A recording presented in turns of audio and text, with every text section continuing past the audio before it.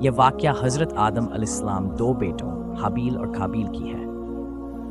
جب حضرت آدم کے بیٹے بڑے ہو گئے تو اللہ تعالیٰ نے حکم دیا کہ وہ دونوں اللہ کے لیے قربانی پیش کریں تاکہ دیکھا جا سکے کہ اللہ کس کی قربانی قبول کرتا ہے۔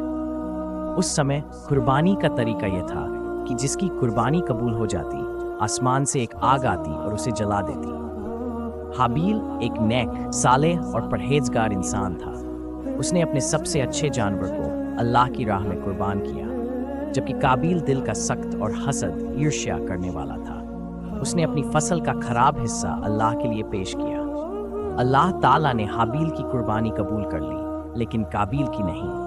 اس پر قابیل کو بہت غصہ آیا اور اس نے حسد میں آ کر اپنے بھائی کو قتل کرنے کی دھمکی دی۔ حابیل نے نرمی سے جواب دیا، اگر تم مجھے مارنے کے لیے ہاتھ بڑھاؤ گے تو میں تم پر ہاتھ نہیں اٹھاؤں گا، کیونکہ میں اللہ سے ڈرتا ہوں۔ مگر قابیل نے پھر بھی اپنے بھائی کو قتل کر دیا۔ یہ انسان کی تاریخ کا پہلا قتل تھا۔ قتل کے بعد قابیل بہت پریشان ہوا۔ اسے سمجھ نہیں آ رہا تھا کہ اپنے بھائی کی لاش کا کیا کرے۔ تب اللہ تعالیٰ نے ایک کوہ بھیجا جس نے زمین کھود کر ایک مرے ہوئے کوے کو دفن کرنا شروع کیا۔ جب قابیل نے یہ منظر دیکھا تو اس نے کہا، ہائے افسوس، کیا میں اس کوے کی طرح بھی نہ بن سکا کہ اپنے بھائی کی لاش چھپا دیتا۔ یہیں سے انسانوں کو دفنانے کا طریقہ معلوم ہوا۔ اس واقعے سے ہمیں یہ سبق ملتا ہے کہ حسد، عرشیا انسان کو کتنا گمراہ کر سکتا ہے۔